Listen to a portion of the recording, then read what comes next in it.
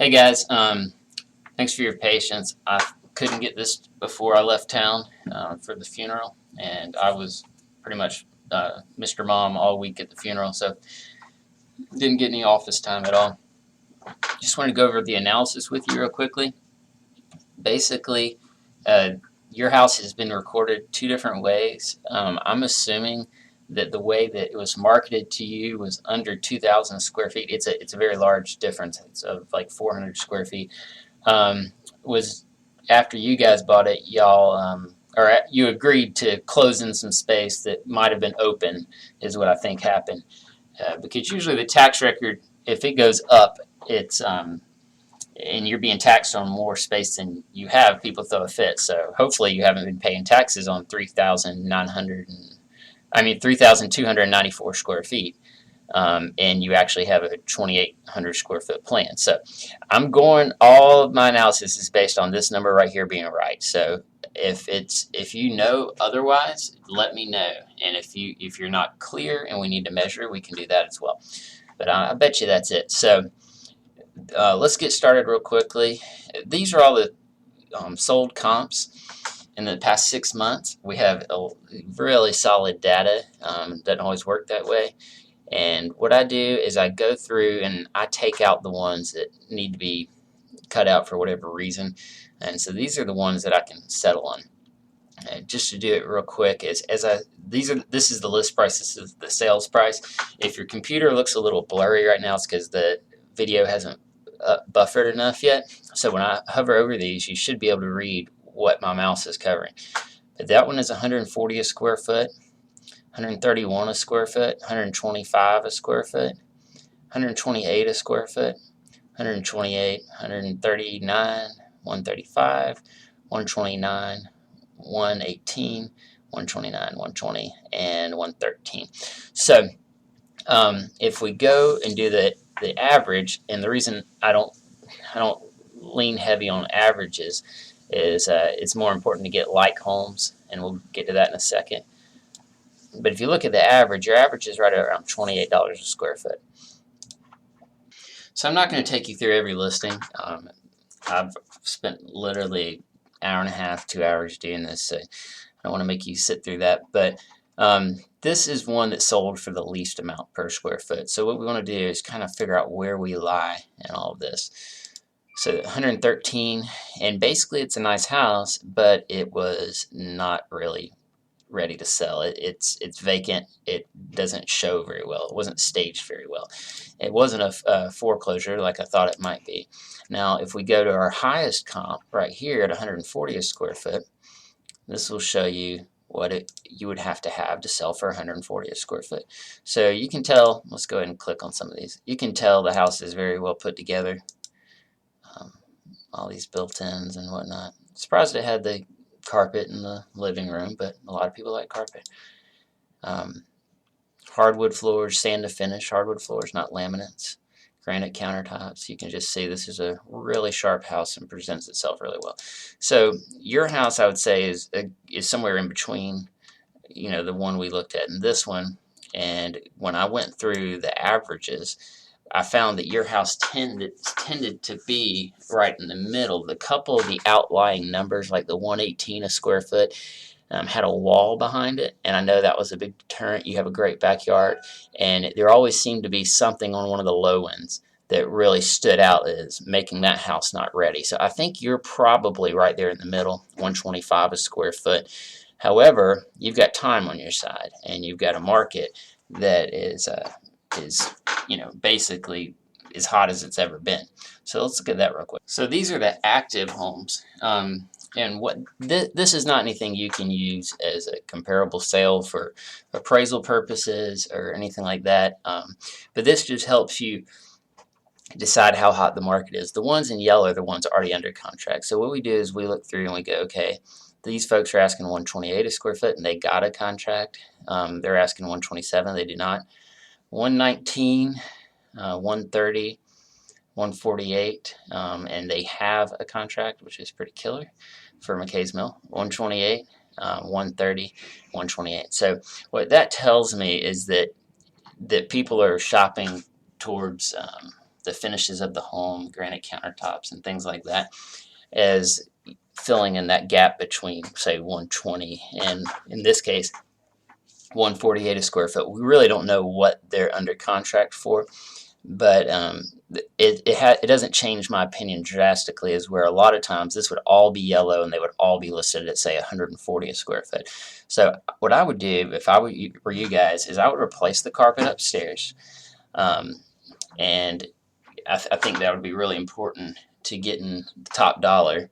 And I would try to sell for 140 a square foot and be happy. I mean, thrilled anything above 130 a square foot that gave you the correct timing for the sale. Because that is where you're going to save a lot of money, is timing the sale so that it works for you guys and you don't have to move twice. That's going to save you $5-6 grand right there. So I think that's best case scenario.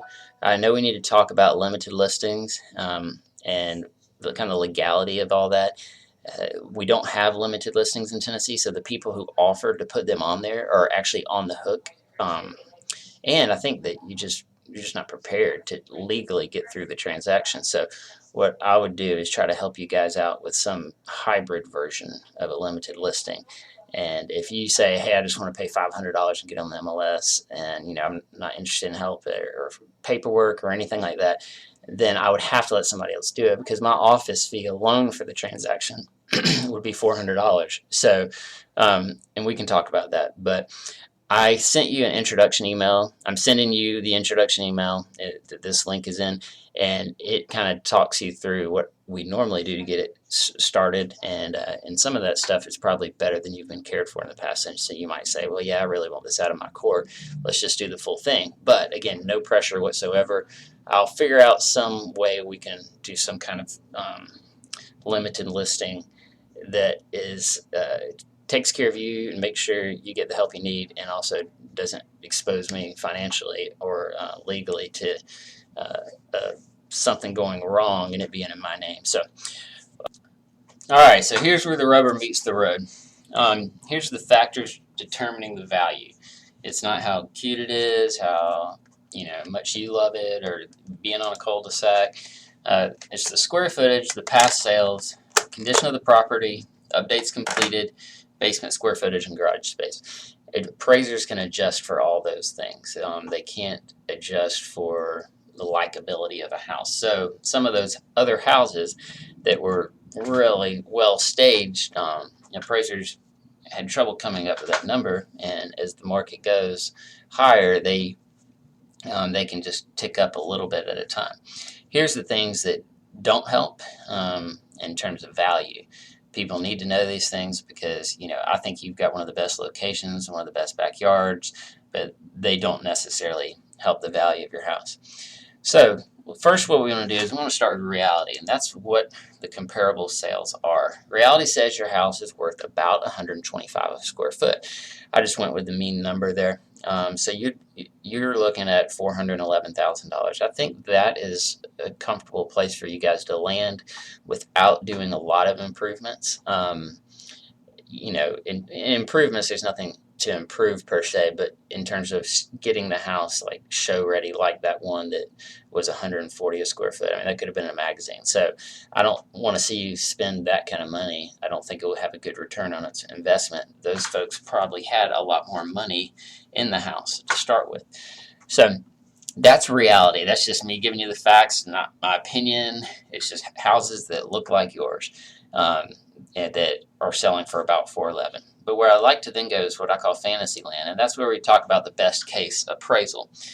I should have changed this to 135 a foot instead of 140. The reason why is because best case appraisal is that you take 3 of your top comps, and without adjustments, your house would come out at 144. If they start making adjustments, that's not going to be in your favor, because the ones that they're adjusting against would have granite countertops, and I know you have the Corian and stuff, but sand to finish floors, etc., etc. So once I take the top 3, I'm going to come in around 135. Now, my guess is that's a whole lot more than you thought it was going to sell for. I'm not sure. So I think that you should you'll probably be pleased regardless of where you land between there. And I did want to bring up the worst case scenario is you sell for about 118 a square foot, 120 a square foot, which would put you at 390. So hopefully that doesn't happen. You're gonna gravitate a little towards the lower end of that average because your house is a little bit bigger. That's called inversion. The larger houses sell for a little bit less per square foot. So finally, marketing price. What all this comes down to is how frustrating it is selling a home to you.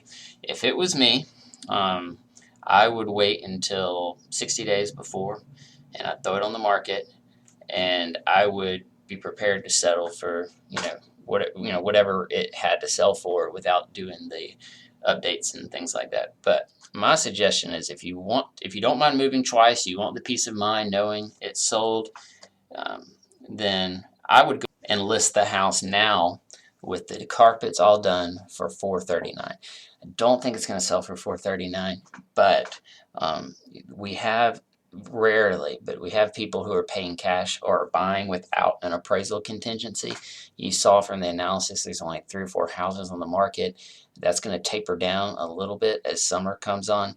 People are going to give up on getting their house sold, and hopefully that lowered inventory will help you guys out.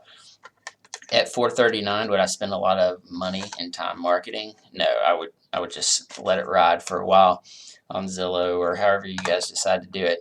And then when you do get ready to get aggressive on it, then you need to go ahead and start dropping the price. But the one thing about a high price with a for sale by owner is people who aren't sophisticated enough to understand values will want to see that house, and then they won't qualify for it, and there's a good chance that it won't appraise. At any of these numbers, we're going to have appraisal problems. At any of the numbers above about 125, 130 a square foot, and that's just because that's just a lot of pressure on their appraiser.